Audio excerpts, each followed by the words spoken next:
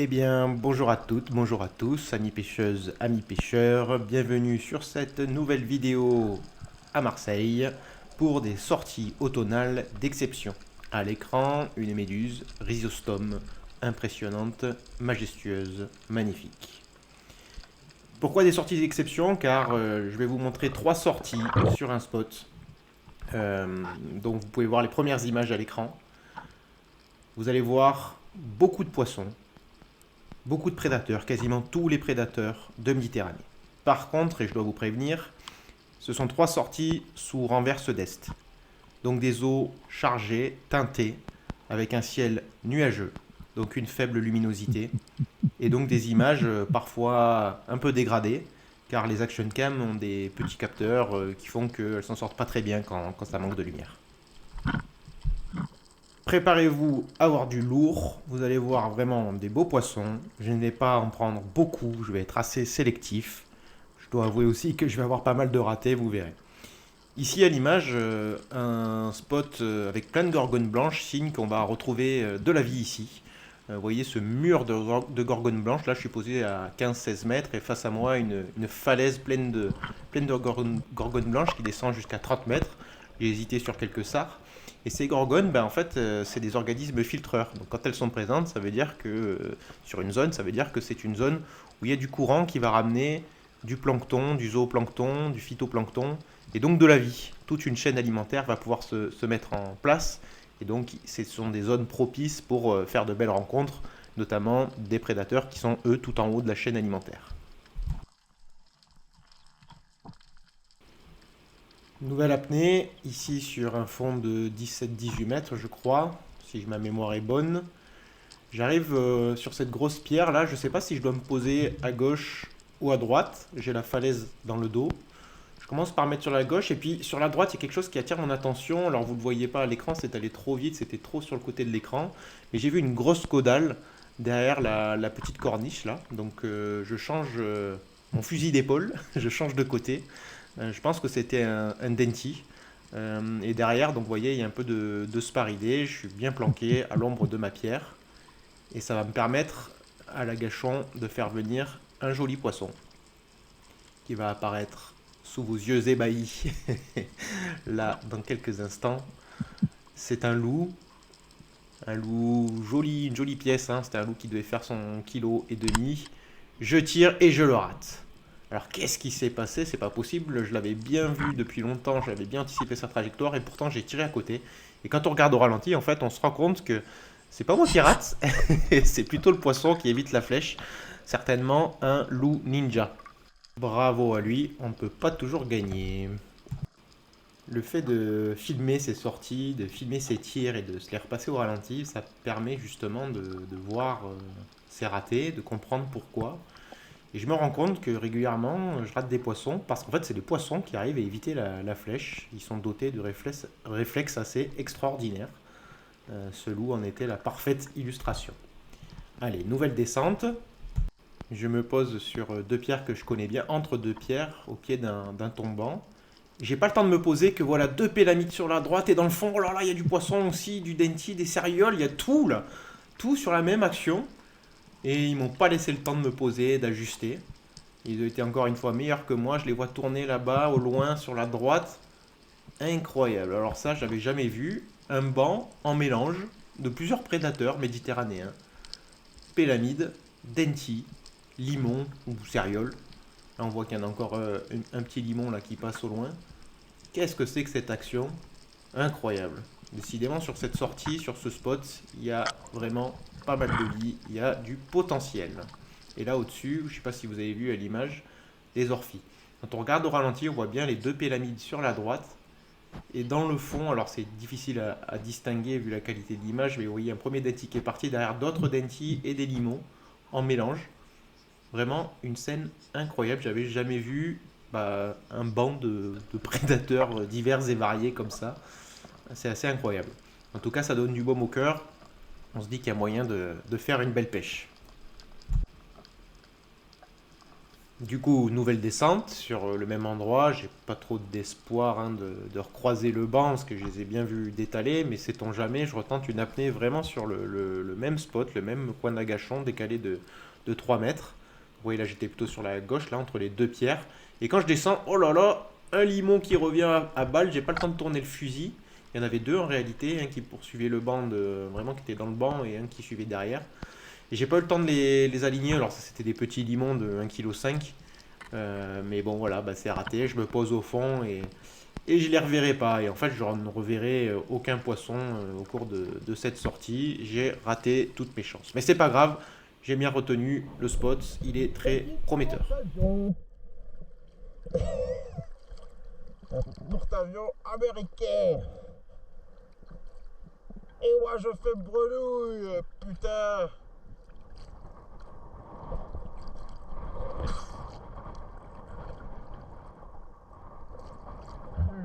Incroyable. On se console en se disant qu'on aura vu de belles choses au cours de cette sortie avec en bonus ce porte-avions américain à la fin. Nouvelle sortie au petit matin et voyez les couleurs qu'on peut voir là de bon matin avec cette anémone là, je sais même pas vous dire les couleurs que c'est, il y a du vert, du rose, du violet, incroyable, magnifique. Je me dirige vers le même spot hein, que sur les précédentes images. En chemin, j'en profite pour faire quelques agachons de chauffe. Là, dans pas d'eau, donc je suis poumon vide, je suis obligé de faire des apnées courtes. Et me vient tout un banc de mulets avec quelques beaux spécimens à l'intérieur. J'hésite, mais non, je ne suis pas venu pour ça. Il y a du beau prédateur, je sais, sur cette zone. Les conditions sont optimales. Je vais préserver ma flèche, préserver ce banc et me restreindre à pêcher du poisson noble. Toujours en chemin et toujours dans l'optique de m'échauffer, je fais quelques plongées, quelques coulées, quelques indiennes le long de roches, de failles en fait, hein, qui partent de la côte vers le large. J'en profite pour les observer, regarder s'il n'y a pas un poisson qui traîne. On peut imaginer un joli sard ou une dorade qui traînerait dans ces espèces d'allées rocheuses. Et puis j'arrive sur le spot en question, vous allez voir, donc il est face à moi, là ça fait comme un sec, hein, une remontée du fond, avec le tombant qui est de l'autre côté, suivi d'un plateau, puis d'un deuxième tombant un peu plus profond. Et vous voyez ce qu'il y a sur le sec, toute la vie qu'on peut y trouver à cet endroit-là. C'est pour ça qu'il y a autant de prédateurs, hein. On voit des bancs d'anchois, des castagnols, des saupes, des oblades, des orphies. Il y a un peu de tout là sur ce sec. C'est très chargé en vie. Et ça fait des superbes images. Là. Regardez ça, on voit que ça panique, ça bouge. Il y a de la vie, il y a du prédateur, c'est sûr. Allez, maintenant qu'on s'est bien échauffé, on va pouvoir commencer quelques descentes sur le spot. Je commence sur une apnée pas forcément profonde, mais avec une approche qui fait que ça fait un peu de distance à faire. Vous voyez, je suis descendu à la verticale, puis je suis arrivé sur le tombant, je le longe. Donc là, on dirait que c'est plat, mais en réalité, ça descend encore. Hein. Et puis en fait, je vais aller chercher cette marche au milieu du tombant. Une marche où donc on peut retrouver des posidonies. Hein. Je vais pouvoir me planquer ici. C'est pas la meilleure des planques, mais voilà, je suis protégé du fond par cette espèce de corniche face à moi, qui fait que voilà, c'est un bon spot d'agachon. On est ici sur 10-12 mètres, je ne sais plus exactement si ma mémoire est bonne. On est dans ces eaux-là, on voit qu'il y a un peu de sard. Vous vous rendez pas compte, mais voilà, derrière moi et au-dessus de moi, il y a beaucoup d'anchois, de castagnols, toujours beaucoup de manges à cet endroit-là. Et on va pouvoir commencer une belle attente à l'agachon. Donc. On regarde à gauche, on regarde à droite. Alors, sur ce spot, ça peut arriver de tous les côtés. Ça peut arriver de devant, derrière, sur les côtés, en dessous, au-dessus. Il faut vraiment tout regarder. Et voilà que ça arrive. Une belle pélamide à portée. Je tire. Oui, c'est dedans, c'est pris. Je pense qu'elle est bien prise. On voit la flèche en travers de la gueule. Le poisson est validé, c'est sûr. Il n'a pas l'air de se débattre pour le moment. C'est une belle pélamide. Hein. Là, on a un beau poisson. C'est la première que je vous propose en vidéo et c'est ma plus grosse à ce jour. J'en ai fait beaucoup d'autres par la suite. Mais celle-là, c'est mon record. je la remonte tout doucement, mais je suis un peu dubitatif parce qu'elle n'a pas encore fait de rush. Et c'est pas normal, c'est des poissons qui font vraiment des gros sprints. Je l'ai pris dans la tête certes, mais j'ai pas pris dans le cerveau. Et voilà, ça y est, elle commence à partir. Je m'en doutais, elle a pas donné ce qu'elle avait à donner. Elle a été un peu sonnée sur le tir. Mais j'ai pas touché d'organe vital, j'ai pas touché le cerveau, j'ai pas brisé la colonne. Donc elle a encore du gaz. Et voilà, et donc elle commence à repartir, à se débattre après coup. Elle m'a pas vidé beaucoup de fil pour le moment. Je vais la laisser partir un petit peu parce que je vois elle est prise dans la tête, certes, mais je me méfie. Elle est quand même costaud. Je sais que ça a de la patate. Elle pourrait se déchirer malgré tout. Donc je vais la laisser, je vais la travailler. Je vais la laisser se fatiguer un peu au moulinet. Et puis, plus ça va, plus elle reprend vie là. Elle reprend du nerf. Elle m'a pas fait de sprint comme font les pélamides en général, mais elle me propose un joli bras de fer. Du coup, je retourne à la bouée que j'ai laissée en haut du tombant. Je vais aller chercher mon deuxième fusil, je vais aller la doubler. Je vais arrêter de m'embêter la vie et puis je vais assurer le poisson. Donc là, j'ai récupéré un 90 mono sando que j'avais pris justement pour ça, hein, pour faire un peu de trou, mais aussi pour doubler un éventuel poisson sympathique qui me donnerait du fil à retordre. Et je replonge sur elle. Et en fait, finalement, le temps que j'aille chercher le fusil, elle m'a sorti peut-être 30-40 mètres de fil. Et puis en fait, elle est allée finalement s'échouer sur le haut du tombant. Donc il n'y a plus qu'à aller la cueillir. Bon, j'ai vidé j'ai chargé mon fusil, donc je vais quand même aller la doubler, histoire d'eux. Et vous allez voir qu'en fait, même si elle a l'air capoute comme ça, elle a encore du gaz. Donc là, j'essaye de mettre une bonne flèche, et puis voyez, elle se débat encore. Je vais pouvoir aller la saisir, mais non, elle a encore du gaz, c'est incroyable, c'est vraiment combatif, c'est costaud. Hein. Et ouais, vraiment, c'est impressionnant ce poisson-là qui fait partie de la famille des tonidés. Bon, là, c'est validé, je l'ai enfin, et vous voyez, je la prends, et là, elle me secoue la gueule. C'est incroyable le gaz qu'il y a encore. Je lui ai mis deux flèches, deux belles flèches, une dans la tête, une juste derrière le cerveau. Et malgré ça, elle se débat encore. C'est incroyable. C'est vraiment un poisson tout en muscles, taillé pour la vitesse et les combats féroces. Là, je lui ai mis des flèches. J'imagine même pas un poisson comme ça à la ligne avec une canne à pêche, ce que ça doit donner, vu l'énergie qu'elle met. Bon, voilà. Je peux enfin l'achever. Alors, je lui plante le couteau dans le crâne parce que là, il y a des fils partout, j'ai pas envie de couper un de mes nylons sans faire exprès en passant par Louis. Donc je l'achève comme ça, et voilà, enfin une belle pélamide de validé qui accusera 4 kilos sur la balance. Vraiment un joli poisson, j'en suis très très content, je suis très heureux de vous proposer ce poisson-là sur ma chaîne. Pour le plaisir, on se la passe au ralenti. On voit que d'abord c'est deux tonines qui arrivent. Donc c'était un mélange pélamide plus tonine. Il y a deux pélamides au milieu et à gauche. Et les tonines étaient à l'avant. Elles étaient très jolies, les tonines aussi. Et j'ai la chance d'avoir cette belle péla qui me passe à portée vraiment proche et doucement. Ce qui est rarement le cas sur les pélamides. Elles ont tendance à passer comme des fusées. Moins que les tonines. Les tonines c'est le pire. Vous allez voir, les tonines ça arrive vraiment très très fort. Et du coup, voilà, elle passe à portée lentement, je me fais pas prier et je lui mets une belle flèche dans la tête. Bon vu les Pella et Tonine qui sont passés, on va essayer de me rajouter une à la ceinture. Bon, même si je suis gourmand, là je vais... Ouh là là, qu'est-ce qui passe là-haut? Quel est cet obus? C'est un thon rouge, un magnifique thon rouge. Il était impressionnant celui-là, il avait l'air costaud. Vraiment un spot très très prometteur. On voit du beau pélagique. Hein. Thon rouge en vidéo, bah là je suis content. Et puis là, vous voyez, regardez encore sur la plaie suivante des tonines qui me passent au-dessus. Décidément, ça tourne encore. J'en ai tapé une et ça n'a pas calmé pour autant la chasse. Et alors, regardez-moi ce qui va m'arriver. Là, regardez-moi ce spectacle. Le thon rouge que j'ai vu là-haut tout à l'heure, il me fait un passage là splendide. Alors il est passé à 6-7 mètres de moi là, mais c'est vraiment un beau poisson là, un thon rouge de 80 kg. Alors là, 80 kg que j'estime, je ne sais pas exactement combien il faisait.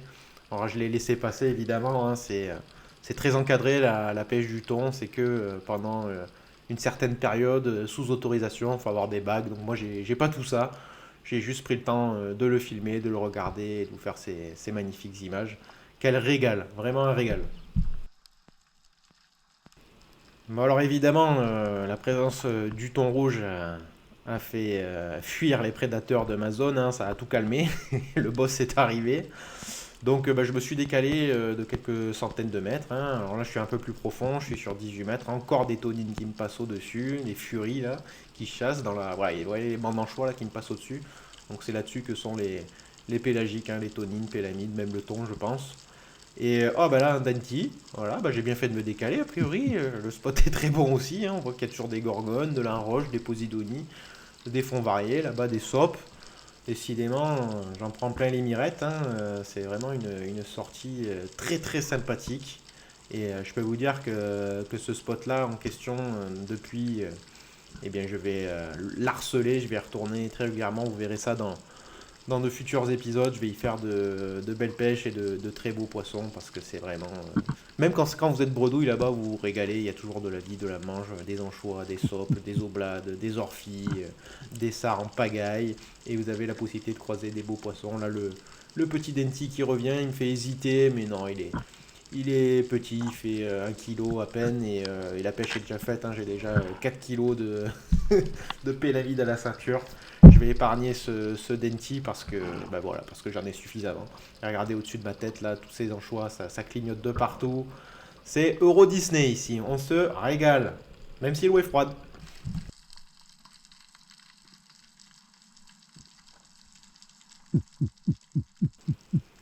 Toujours bah, dans le même coin, hein, je continue mon avancée, j'ai changé un peu de spot, j'ai avancé un petit peu. Je suis à quelques dizaines de mètres là où j'ai vu le petit Denti tout à l'heure. Et vous voyez qu'il y en a encore là qui tournent, deux petits Denti, peut-être plus derrière, je sais plus. Mais voilà, il y a des petits Denti qui tournent. Ceux-là sont de la même taille que le précédent. J'hésite. Ah, peut-être un peu plus gros. Ouais, ouais, peut-être un peu plus gros. Et bon, ben voilà. Comme sur l'action précédente, j'ai laissé passer. Voilà, j'ai considère avoir fait la pêche. Si vraiment je vois un autre poisson d'exception, ben, bien sûr que je le prendrai.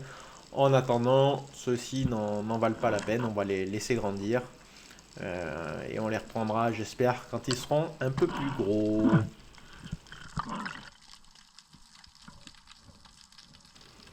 Bon, récapitulons jusqu'à présent. Sur ce spot en deux sorties, j'ai pu voir tonine, pélamide, thon rouge, denti, céréole. Qu'est-ce qui nous manque? Qu'est-ce qui nous manque? Ah, peut-être un barracuda. Oui, ça manquait. Un petit barracuda. Bon, il est passé un peu loin, j'ai pas pu il a pas voulu rentrer celui-là. Mais un petit poisson de plus sympathique à la collection d'images. Dernière apnée ce jour-là, et vous voyez ces bandes d'anchois là qui continuent de me tourner au-dessus de la tête. Et on sent qu'ils sont toujours prédatés. Voilà, encore une pélamide qui passe au large. Elle n'a pas voulu rentrer celle-ci. Elle a peut-être été témoin de mon tir en début de session. Donc elle a compris qu'il y avait anguille sous roche. Et en rentrant, donc, le dernier prédateur, le prédateur ultime. Je me rends compte que je suis vraiment pas le seul à chasser dans les parages. Donc je rigole bien sûr. Voici un cormoran qui nage à la surface. C'est toujours impressionnant de les voir sous l'eau. Là, je le vois sur l'eau. Et souvent, on les voit sous l'eau chasser. C'est impressionnant les pointes de vitesse qu'ils arrivent à faire. Voilà pour une belle session qui se termine avec un poisson. Quel poisson? Une pélamide de 4 kilos qui va me régaler les papilles en famille. On va le faire. Je l'ai faite au barbecue pour un anniversaire. On a mangé très nombreux là-dessus. Vous voyez comme j'en suis fier de mon poisson. Voilà. Donc on va pouvoir enchaîner sur la troisième sortie. Troisième sortie donc dans le même coin. En chemin, je m'échauffe, je m'amuse ici avec une jolie murène qui était dans un biotope un peu inhabituel, hein, elle était au milieu du sable et des posidonies. On a plutôt l'habitude de la croiser dans les roches. Et puis, bah, on continue de s'amuser. Là, un joli petit poulpe qui je vais faire des petits chatouilles, hein. Ça va pas lui plaire, il s'en va. Ouais, il m'a fait une jolie image, je vais le laisser tranquille. Moi, je tire plus les poulpes, hein. Je vous invite à faire de même parce que c'est, je pense, en Méditerranée, tout du moins, une espèce qui commence à être sacrément en difficulté. C'est pas le cas en Bretagne où, a priori, il devient Il devient invasif quasiment. En tout cas, il est présent en nombre et de plus en plus présent, mais en Méditerranée, c'est pas la même. Qu'est-ce qui nous manque comme prédateur dans le bestiaire aujourd'hui? Eh bien, on va voir ça de suite. Là, je me pose pareil en chemin vers le spot. Apnée de chauffe. Je regarde un peu ce qui se passe là dans le bouillon là-haut. Toujours en verse d'est, hein, je rappelle. Donc eau trouble, eau teintée, mais eau poissonneuse. Et là, on est dans l'écume, un banc de soap. Ça me paraît propice pour faire une belle rencontre. Et regardez ce qui passe là-haut. Des tassergales, il y en a 3, il y en a 2 jolis. Et un très gros, je tire évidemment. Le gros qui était plus loin et je rate. Ça manquait au bestiaire, il manquait des tassergales. Alors, tassergale, c'est un poisson que je croise très rarement. J'ai pas eu trop de réussite sur ce poisson. On voit au ralenti que ma flèche est vraiment pas passée loin, voire même elle l'a touché. Et ouais, j'en ai jamais attrapé en fait du tassergale. Alors a priori, je loupe pas grand chose gustativement parlant, mais j'aimerais quand même l'ajouter à mon tableau de chasse, un de ces quatre. Allez, échauffement terminé. Je suis arrivé sur mon spot, le spot que je visais. Je peux commencer à plonger un peu plus profond. Donc là, on est sur, je sais plus, peut-être une quinzaine de mètres à peu près. Je vais pouvoir aller me caler dans cette grande faille, me planquer derrière cette roche et regarder vers le large. La face un peu le large, toujours beaucoup de vie hein, à cet endroit-là. Toujours pareil. En général, il y a toujours de la vie ici, mais alors quand il y a la renverse d'est, c'est toujours très chargé. Vous voyez, toute la colonne d'eau est occupée. Castagnols, anchois, il y a tout, comme d'hab. Tant mieux, c'est propice, on va pouvoir faire de belles rencontres encore aujourd'hui, je suis sûr. On a déjà raté les tassergales en chemin.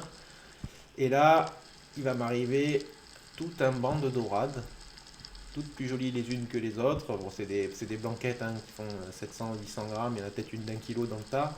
J'hésite à lâcher une flèche, j'hésite, mais je suis pas là pour ça en fait. Je fais un peu le gourmand, certes.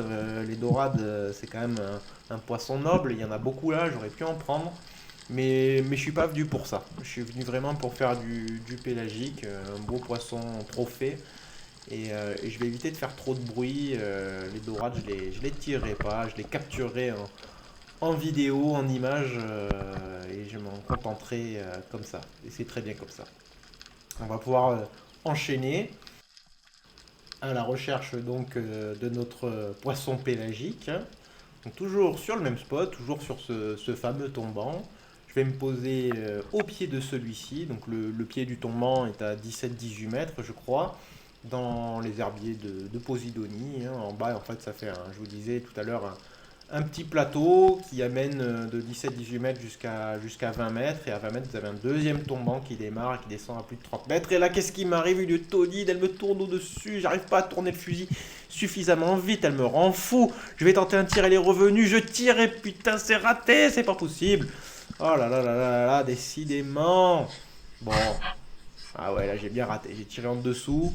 Mais bon, après c'était tellement rapide, j'arrivais pas à tourner le fusil, et puis elle fait des gauches-droites et des hauts-bas, c'est très compliqué, et puis bah, c'est raté, hein. Voilà, les tonines, c'est vraiment un poisson, je suis maudit sur les tonines. C'est combien de fois, vous avez vu, hein, pour ceux qui suivent ma chaîne depuis un moment, sur YouTube, combien de fois je les ai rencontrés et combien de fois je les ai ratés. Je les compte plus, là encore, une tonine qui vient, qui passe au-dessus, j'anticipe et je tire à côté une fois de plus. Et ouais, je suis maudit. Les tonines, je suis maudit. Voilà, il n'y a pas d'autre mot. C'est compliqué certes, mais en plus, j'ai pas de chance, pas de réussite. Regardez, là j'anticipe la trajectoire. Et en fait, au moment où je tire, elle a tourné. Voilà, encore un poisson ninja, faut croire. Les tonines sont trop forts. Voilà, je m'avoue, je suis vaincu. C'est trop fort. Les tonines, c'est trop fort. Pour moi. Du coup, je sais toujours pas quel goût ça a. J'ai dû avoir 10-15 occasions sur des tonines et j'ai jamais touché une tonine. Voilà. C'est incroyable. Vraiment, alors souvent j'en vois des petites là de 1 kg, 1,5 kg qui sont encore plus dures à viser parce qu'elles sont petites et elles sont encore plus virevoltantes. Mais là j'en ai vu là vous avez vu des beaux spécimens là, qui faisaient 2 kg et plus dans cette vidéo et malgré ça, bah, j'y arrive pas. J'y arrive pas. Ah, là, voilà une Pella qui passe en bas. Je tends le bras, elle est un peu loin. Je suis en limite de portée pour ce fusil, mais je vais tenter le tir. Je tire et c'est raté. C'est raté. Bon, celle-là, ok. Ok, Pélanide, ça passe un peu plus lentement. Celle-là, elle était beaucoup plus loin. Mais bon, voilà, c'était limite de portée pour ce fusil. Vous voyez à la surface euh, les orphies qui tournent. Donc c'est vraiment une caractéristique quand il y a de la vie, hein, quand il y a des anchois, etc. Vous avez souvent les orphies à proximité. Donc si vous voyez des orphies, dites-vous que dans le coin, il y a peut-être moyen de faire quelque chose. Après les orphies, je ne vous conseille pas de les tirer. Gustativement parlant, je sais pas trop ce que ça donne, je me souviens plus, hein, j'ai déjà goûté. Par contre, ce dont je me souviens, c'est que c'est bourré de petites arêtes, donc c'est vraiment pas terrible. Même si c'est des poissons qui peuvent être tentants parce qu'ils vous passent à proximité, des poissons qui sont assez longs, hein, qui peuvent faire peut-être 1 mètre de long, en tout cas en Méditerranée, très longiligne. Je sais pas si ça fait 1 mètre de long, mais pas loin.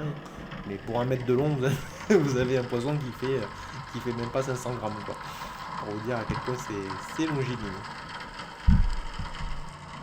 Alors le bruit que vous entendez là depuis tout à l'heure, c'est des gros bateaux hein, qui passent au large, des gros porte-containers. Oh là là, encore des pyramides qui passent, hein, elles sont loin, elles ne veulent pas rentrer. Bon, depuis, j'ai appris à les chasser un peu mieux, je dois vous avouer. Et en fait, les pélamides, c'est un poisson qui n'a pas vraiment peur de l'homme. C'est un peu un super prédateur.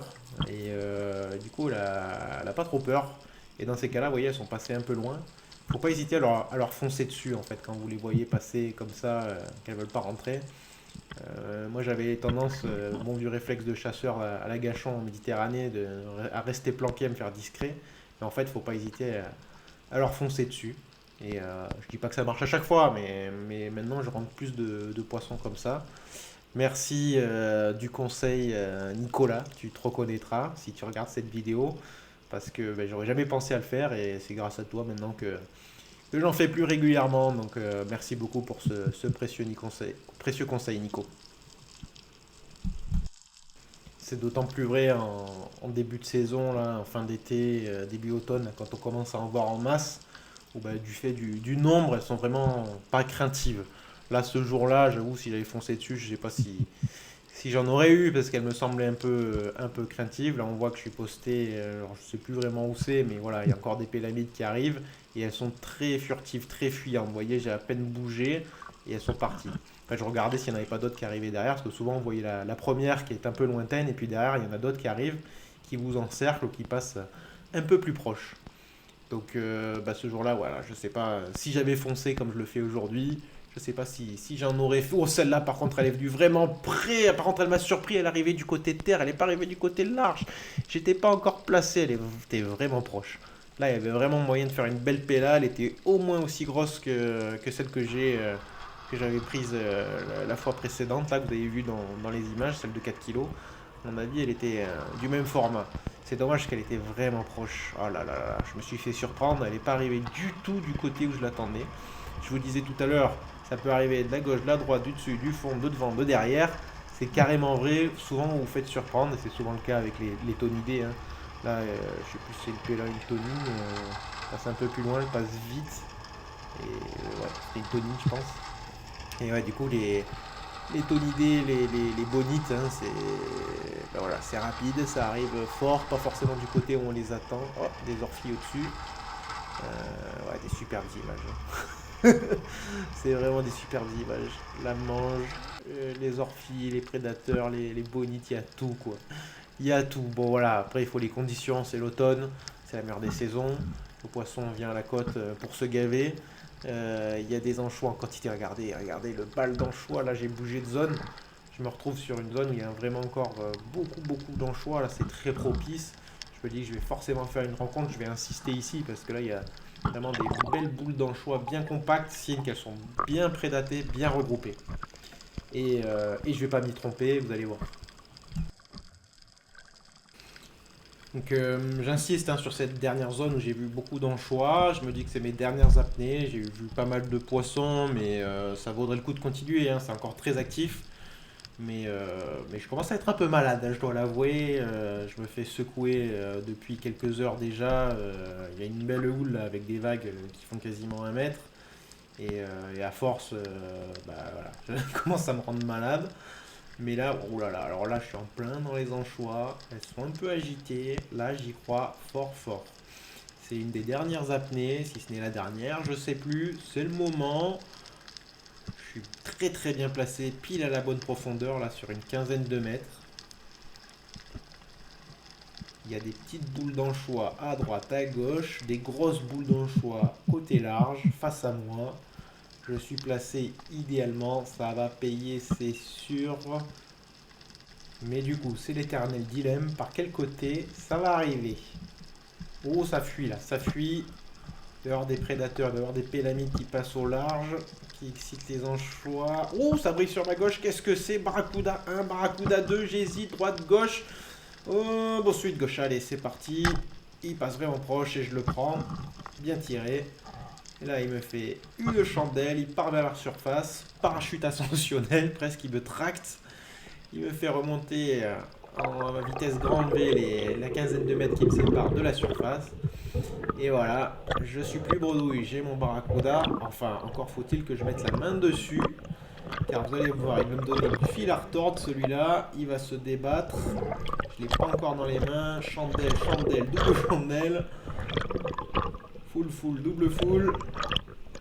J'essaie de l'attraper, mais non, il se débat. Il est bien pris, hein. J'ai aucun doute là-dessus. Vous voyez, le tir qui est parfait presque, si ce n'est qu'il n'a pas été mobilisé. Et voilà, c'est le combat. Il m'a sauté dessus, je l'ai pris, je crois, deux fois sur la tête. C'est un peu dangereux parce que ça a des sacrées dents. Mais bon. Et à force, voilà, j'arrive pas, il me glisse des mains et à force, je vais finir par y arriver. Je vais finir par arriver, voilà, ça y est, je l'ai pris des deux mains. Et voilà, un joli poisson, un petit barracuda qui accusera 2,5 kg, je crois. Je sais plus exactement combien, mais voilà, un barracuda sympathique que je mets à bord illico presto le plus vite possible pour éviter qu'il souffre et pour conserver une saveur optimale. Voilà, pour finir cette troisième sortie, après beaucoup de poissons croisés, un joli barracuda. Au ralenti, donc on voit que ça brille sur la gauche, ça attire mon regard, je tourne le fusil, je vois qu'en fait il y en a déjà un qui est en train de passer devant moi, j'hésite, est-ce que celui de gauche est plus gros que celui de droite? Non, en fait celui de droite était plus gros, mais il est déjà passé, si je bouge le fusil, ils vont fuir, du coup je choisis celui de gauche et je tire. Voilà à peu près tout ce qui s'est passé dans ma tête au moment de cette prise. Voilà. Allez, on va terminer là-dessus pour aujourd'hui. C'est déjà pas mal. Vous avez vu beaucoup de poissons. Je vous ai dit, j'ai été assez sélectif. J'ai eu pas mal de ratés aussi. Finalement, je ne prends que 2 poissons sur 30 minutes d'image. Ça montre justement aussi la difficulté qu'est la chasse sous-marine, notamment avec les pélagiques qui sont très rapides, qui vous surprennent dans l'eau trouble. On ne les voit pas arriver, on les voit au dernier moment. Enfin voilà, c'est des conditions qui font qu'on voit pas mal de poissons, mais c'est des conditions aussi compliquées pour arriver à mettre dans le mille, pour arriver à viser le poisson.